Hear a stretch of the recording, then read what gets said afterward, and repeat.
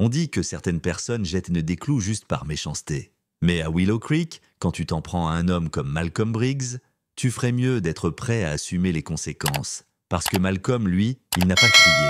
Il n'a pas traversé la rue en hurlant. Il n'a pas menacé de procès. Il a juste pris son balai.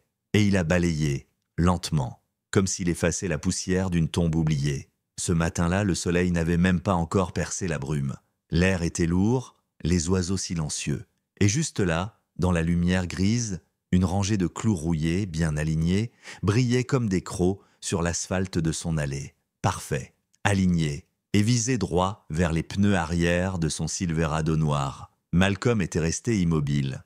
Tasse de café en main, sweat de l'armée sur le dos, son chien Chief à ses pieds, aucune surprise dans son regard, juste de la réflexion. Parce que ce n'était pas la première fois, pas du tout.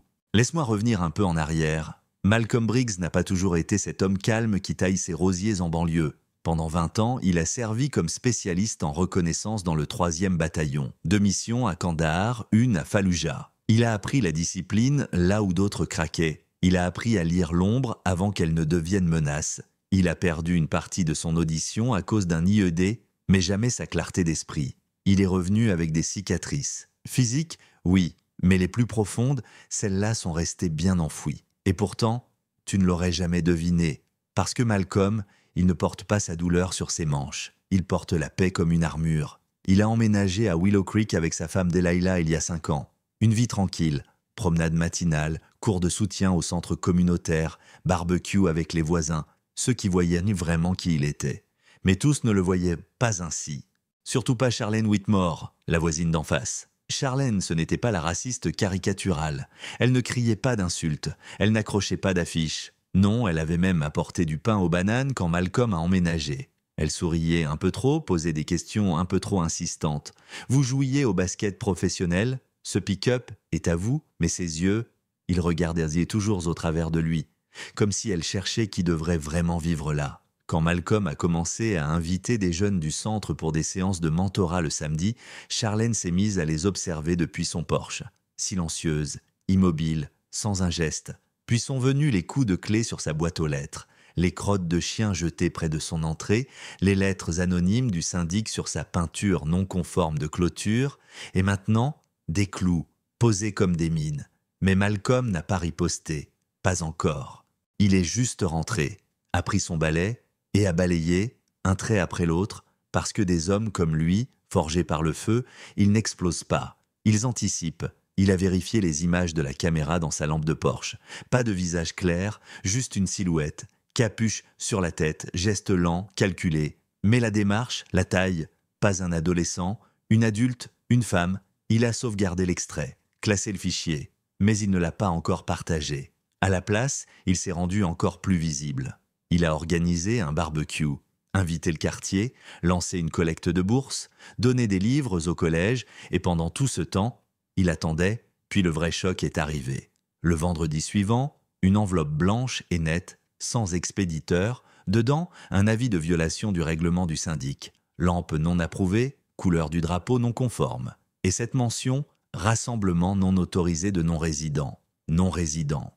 Il a compris. Charlène était passée à l'étape suivante, pas avec des mots, mais avec du pouvoir. Alors il a fait ce que font les soldats. Il a collecté des preuves, discrètement. Il a appelé son ancien frère d'armes, Jules Tran, aujourd'hui expert en cybersécurité. Jules a trouvé que Charlène faisait pression depuis des mois pour changer le règlement interne, en insistant sur la préservation esthétique du quartier. Jamais une insulte, jamais un mot de travers, mais chaque ligne ciblait sa maison, et ça fonctionnait. Les voisins ont cessé de saluer. Les invitations ont disparu. Une mère a même demandé s'il pouvait déplacer ses ateliers pour laisser sa fille en faire la sieste.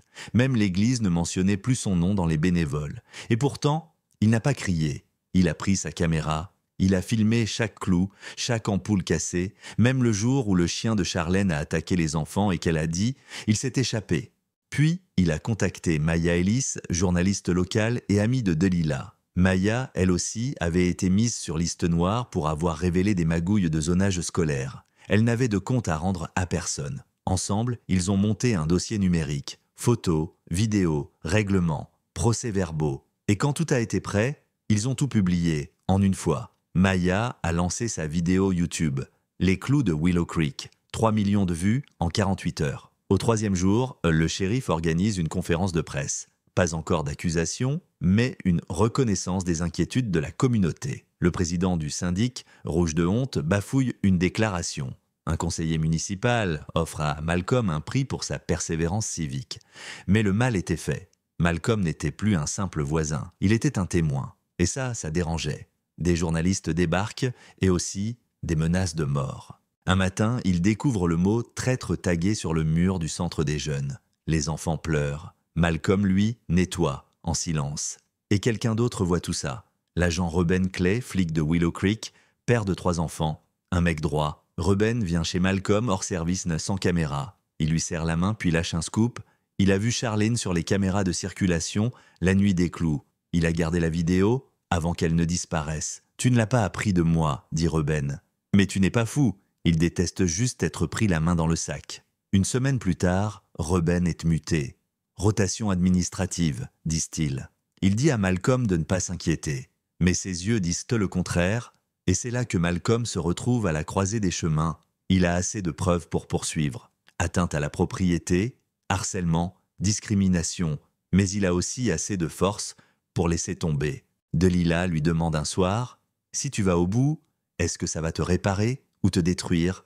Il ne répond pas, mais il y pense, jour et nuit, entre les interviews, les plateaux télé, entre les excuses en larmes et les suppliques pour qu'il arrête. Il ne dort plus. Delilah le voit, il regarde par la fenêtre comme s'il était encore en patrouille. Puis arrive une lettre de la fille de Charlene. Pas une excuse, juste de la confusion. Maman pleure tout le temps. Elle dit qu'elle a tout perdu. Je ne comprends pas, mais j'espère qu'on pourra encore se dire bonjour. Malcolm craque, pas par culpabilité, mais parce que cette gamine, elle grandira sans comprendre.